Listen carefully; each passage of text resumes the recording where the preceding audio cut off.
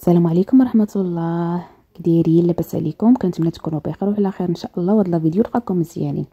المهم اختي اليوم واحد الوصفه ساهله دغيا كتوجد للعشاء للوليدات، داكشي اللي كيبغيو. المهم هنا درت لهم الروز بالكروفيت اختي. دغيا كيوجد. درت الكروفيت وشويه صدر الدجاج كان شاط ليا، بقى ليا ودرتو ليهم. هنا راه مازال ما نشفش ليا. المهم هنا غير كنصور لكم. خليته هكايا شويه باش يشرب الروز اختي بالكروفيت وصدر الدجاج. المهم غنبدا معكم بالمقادير، تبعوا معايا اختي وما تمشيو فين. بداو على بركه الله. المهم اول حاجه غناخذ هنايا، خديت مقيله هذه ديال البايلا. المهم هذا الروز راه بحال البايلا ما فيهش الحوت كامل، حيت انا ولادي ما تيبغيوش ليا كلشي، كندير لهم داكشي اللي كياكلوا. خديت بصيله شلطها صغيره وفليفله حتى هي خضره صغيره، الا عندكم فليفله صفراء ديروها وحمراء ديروها. انا قلت لكم كندير داكشي اللي كياكلوا وليداتي. درت ورقه سيدنا موسى، درت شويه الملحه.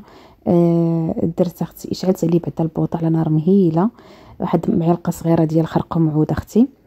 المهم كديروا العطريه اللي كتبغيو نتوما. انا ما كنديرش الحار، درت شويه سكينجبير هنايا، شويه تحميره كما قلت لكم، ما كنديرش الحار. زدت صافي قزبر حبوب كيعطي واحد النسمه زوينه. صافي كنخلط كل شيء بحال هكا كما كتشوفوا معايا، وكنخليه يتشحر هنا حدايا الماء غليان مزيان. كنديرو هكا باش ما تنشفش ليا ديك المقيله وتحرق ليا ديك البصيله. نبقى نحرك حتى تدير ليا تدبل ليا شويه البصله. خديت الروز هنايا القياس اللي غادي تحتاجو نتوما، يعني شحال من فرد عندكم. غسلته مزيان ودرتو اختي مع هاد البصيله وفليفله باش يتشحر ليا مع ديك العطريه. صافي غنشحرو مزيان، نخليه حتى يتشحر مزيان عاد نرويه. المهم كما كتشوفوا معايا ونخليه على نار مهيله تيتشحر ليا مزيان. المهم هنا من بعد اختي درت صدر ديال الدجاج كما كتشوفوا.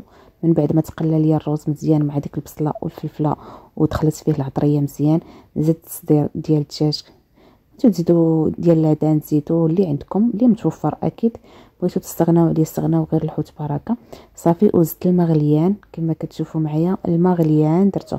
صافي وغنخلي هذا الروز هذا مع صدر ديال الدجاج حتى يطيب مزيان. مره هكا قلبي باش ما تنشفش لك المقيله ديالك.